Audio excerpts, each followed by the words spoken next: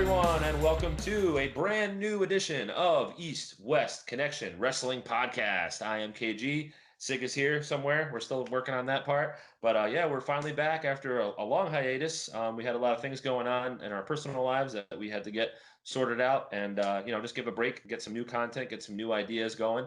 But I'm excited about the new direction of the show and continue on what we previously were talking about. So it's going to be a bit more random, a little more fan interactive, but we want to get the ball rolling again. And yeah, so it's WrestleMania season, Sig. I feel like I've been talking for 5 minutes. Why don't you tell everybody how you've been doing out there? It is, man. Yeah, I'm good. First of all, thank you. Likewise, hope you've been well in this little break we've had. Hope the viewer at home, you've been doing well also. But no, yeah, like you said, man, it's Mania weekend actually. By the time this airs, this weekend coming up, it's going to be WrestleMania. They're up to like 8 days of WrestleMania now. But no, it's I don't know. Normally, you're supposed to get excited for this, and I don't know if it's just guys in our age bracket or what, but I'm just not excited at all about the current product or anything they put together for WrestleMania. It seems very thrown together. Your two main events are going to be Bobby Lashley versus Drew McIntyre. While both strong characters, there's just no real appeal as a main event thing. There's no build to it. Then on the other brand on SmackDown, you got Roman Reigns versus Daniel Bryan versus Edge, the Royal Rumble winner. That doesn't have any more build to it than the fact that Edge won the Rumble and then Daniel Bryan getting inserted. There's no build. There's such a lack of build. There's nothing to sink your teeth into, and that's kind of what this little mini episode that we have today is going to be about. Is about the long-term storytelling and the great booking of manias of the past and some of the favorite mania moments that come out of that. But uh, it was just such an important part of booking back in the day to have a long, drawn-out story to follow as a fan, as a viewer. WrestleMania 1, of course, for instance, was a perfect example of that. Hulk Hogan and Roddy Piper had been feuding for months at a time, and I don't know, it was the culmination of things to come. And now this things don't seem like a culmination of anything. It's just another pay-per-view. So I don't know. What are your thoughts on anything I just said, or any WrestleMania 1 thoughts, or what? And Yeah, first of all, I mean, you've been all right. All right, been doing all right. I'm doing KG? good. I'm doing great. Yeah, I'm just waiting to talk now. So no, yeah, I totally agree. There's no build for anything. Everything gets rushed, and both companies now we're seeing that. AEW, same thing. Everything's got to be hot shotted. There's no build before you even realize like what's going on or what direction they're going in. It's over. You're like, oh, that was it. Okay, all right. Yeah, I feel like Edge, the other main event you mentioned, Roman Reigns, Edge, and Daniel Bryan. When did that become a triple threat? Did that just happen? And it's a week before WrestleMania. Like why? What's the lore there? You know what I mean? So yeah, going into WrestleMania 1, I guess we can start there because that was the thing that really got everything started. March 31st, 1985, we saw Hogan with Mr. T versus Roddy Piper and Paul Orndorff in the main event. That was awesome. Certainly a lot of the Rock and Wrestling Connection, like we've talked about before. But yeah, I was obviously a little bit before my time, but going back and watching it, you can see the crowd is just totally into it. Obviously, there's no crowd now, but everything was very deliberate and how it was laid out for every match. You knew who was facing who and why and what their story was and what direction they were going to be going in. Yeah, no, you're right. And then just another side point too to that is the interaction with Mr. T and the celebrity factor that always went along with WrestleMania. That's lacking this year. Besides Bad Bunny, he's literally the only non wrestling entity on this year's Mania card, which to me adds to its non lack, or the lack of any shine to this year's WrestleMania. But no, going back, like you said, WrestleMania 1, with Piper and Hogan finally getting to clash like two titans and bringing in all their stables and their cronies with Snuka and Orndorff and it's good stuff. It was built for so long that it was a big deal. Now you don't get that. Sure. Sure, and there was a lot of questions surrounding that. Vince kind of went all in for this WrestleMania. They never knew if they were going to do another one after that. They didn't, now we're 37 years later, and here we are still doing it, which is cool. But it definitely have lost its lust over the years. Just like you said, there's no build.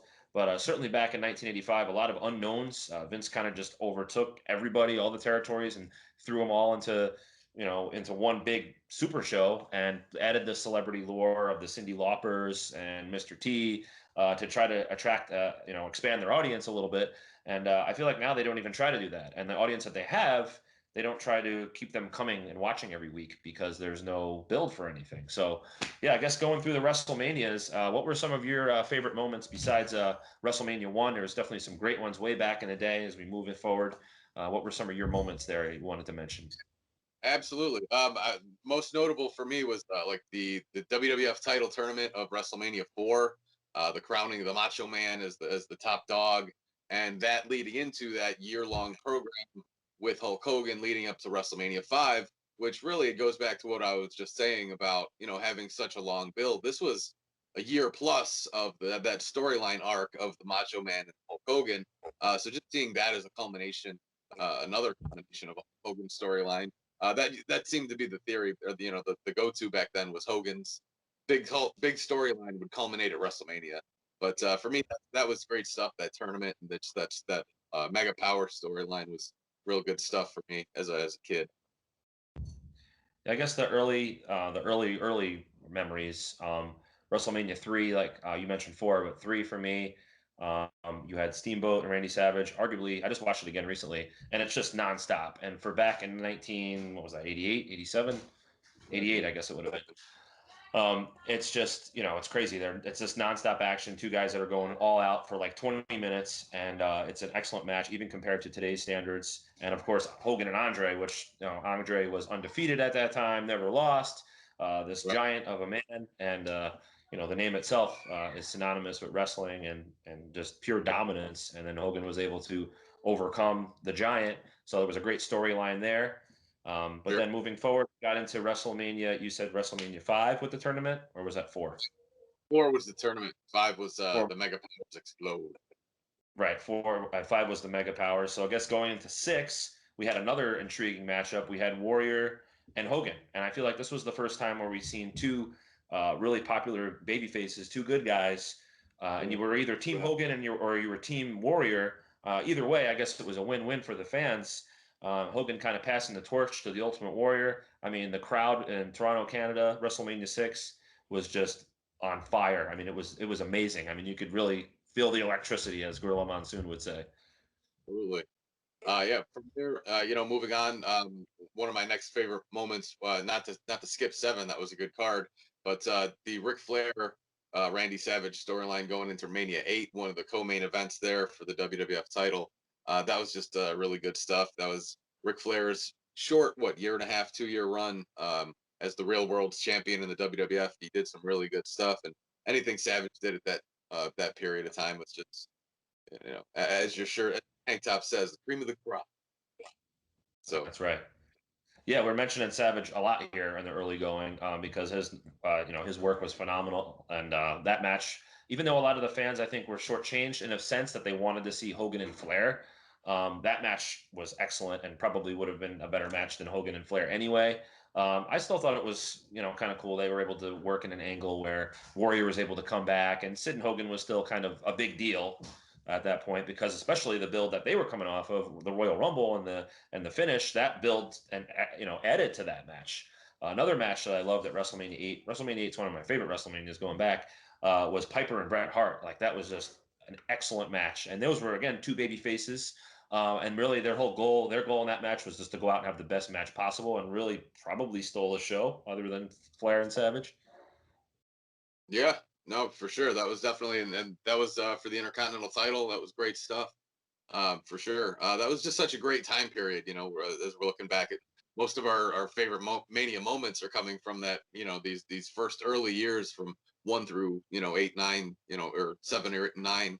But for me, one of my next favorite moments is the one I was there for. It was WrestleMania 20 at the Garden in Madison Square Garden. This was 2003 or 2004, I believe. 2004, I think. Yeah. Just the culmination of the Benoit Triple H storyline. Benoit finally becoming the giant, the slaying the giant type of storyline, and Triple H just finally losing the title. He finally came off of that run where he just squashed everybody and made everybody look like a joke. Triple H was the king of the world, and honestly, even there live, I didn't think it was going to happen. So when he finally tapped out, the place exploded. Man, it was definitely a moment of mine. And we've said it before. We don't ever look to either glamorize or demonize Chris Benoit, the person. This is just Chris Benoit, the wrestling talent, and that was a brilliant match. So it has to be talked about at least. So. Sure, and actually another great match on that card that should be mentioned is Eddie and Angle. Like that match was phenomenally put together. Two world-class wrestlers, athletes, whatever you want to call it. Rest in peace, Eddie Guerrero as well. Great worker. Just that was cool that you were able to mention WrestleMania that you were actually at. I never had that experience, but I feel like we jumped over the Attitude Era a little bit. There was Yeah. definitely some good ones in there. You had Brett and Austin, Hogan and Rock. I guess a little bit later. That was another one, Toronto, Canada. The crowd was totally into that. I don't know if I've ever seen a crowd hotter than that match. Kind of similar to Brett and Austin in the fact that the heel at the beginning of the match swapped with the babyface, and you ended up booing The Rock, which he loved anyway, and you started booing the Hitman and loved, and the birth of Steve Austin there, Stone Cold Steve Austin. And yeah, there was some good stuff there in the Attitude Era. What else from the Attitude Era would you say that you would add to? Right. The ladder match too, a little bit before that. A lot of good stuff. Honestly, WrestleMania 2000 was it was a lot of fun. The four way with McMahon in each corner, that was some fun stuff. Some of Mick Foley's better work for the time period, I thought. Yeah, I wanted to mention too. I jumped over again. We're jumping around a little bit, just talking about the different WrestleManias. Shawn Michaels and Razor Ramon, the first ever ladder match. I thought that was cool. Never been done before. So that was a big deal at the time. And if you're talking about getting into WrestleMania 2000 or even 17, 18, 19, where we had the TLC matches, those were great.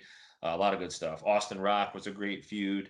A lot of good stuff. A lot of good stuff from that time period that really just built over years and years or months and months, and we just don't have that today. So I'll kind of skip over what we got going on currently with the product. I did like a lot of the Undertaker matches. Undertaker Shawn Michaels was really good. Undertaker Triple H was really good. Um, Even his match with Brock was pretty good. But as it got a little bit later, I think the Taker might have stretched it out a little too long. Of course, the streak we have to mention if we're going to talk about WrestleMania. So that was obviously impressive. That the longevity of that was incredible. We'll never see anything like that again. Right. No, you're right. It's a shame, but the Brock Lesnar and Roman Reigns, they were the guys they're trying to put over, and well, we see where that led Brock, but I mean, at least it's kind of working for Roman. So I don't know. We'll see. Hopefully the guys of today, WrestleMania still means something. So maybe we'll get surprised and maybe we'll have some good matches this weekend. But as far as the storytelling goes, it's just not there. Yeah, no, Closing thoughts on the WrestleMania aspect of what's going on here this weekend. not really. It's a lot of fun to go back and watch the old stuff. That's all I'll say, and I still like to do that. The new stuff every time I put it on, I'm just kind of either confused or just very disinterested in the product nowadays. But I'm sure, like I said, there might be some good matches that steal the show. There's always something that maybe is a surprise or some kind of you know big turn or big moment. There's some kind of WrestleMania moment that's going to happen. So we'll stay tuned for that. But yeah, I think that puts the finishing touches on that. I guess we'll look ahead to next week. This is kind of just a reintroduce, if I may, back into the show. So next week we're going to be talking about RetroSoft's new video game that was just released a few weeks ago. We want to do a full review on that. Yeah, so I'll let Sig, you can kind of put the touches on that as well. I'm excited to talk about the new game here. Yeah, definitely excited for that. We're gonna do an in-depth, hands-on kind of footage. Hopefully, get some footage out, or maybe some quotes from our buddy Mike Tishone, who was on the marketing team for the getting this all together. Don't want to put too much out there. Don't want to get too far into it, but this is a lot of fun. It's the predecessor to the 1991-92 WrestleFest arcade game. So it plays just like an arcade game. It plays like something out of early 90s. So if you're going into it with that retro feel. Obviously, it's called Retromania from the team RetroSoft. So if you don't know what you're getting into, it's not 2K Sports, 2K25. You're not getting the graphics of modern day stuff, but the gameplay's there, and it's a lot of fun to sink your teeth into. So yeah, looking forward to next week's episode as well. We'll get into the nitty gritty of the gameplay and that kind of stuff, game modes. It'll be a lot of fun. Yeah, definitely looking forward to talking about that. Looking forward to kind of getting back out there, getting kind of at least on a weekly or bi-weekly basis with you guys. Putting contact. We were really cranking along there for a while, so we want to kind of get back to that point as much as we can. But yeah, I think for this week's episode, thanks for stopping in. Thanks for reconnecting with us. We'll try to do our best to keep the episodes coming out. So for the East West Connection Wrestling Podcast, I am KG. Today, I'm sick. Yeah, that's right. all right. See you guys later.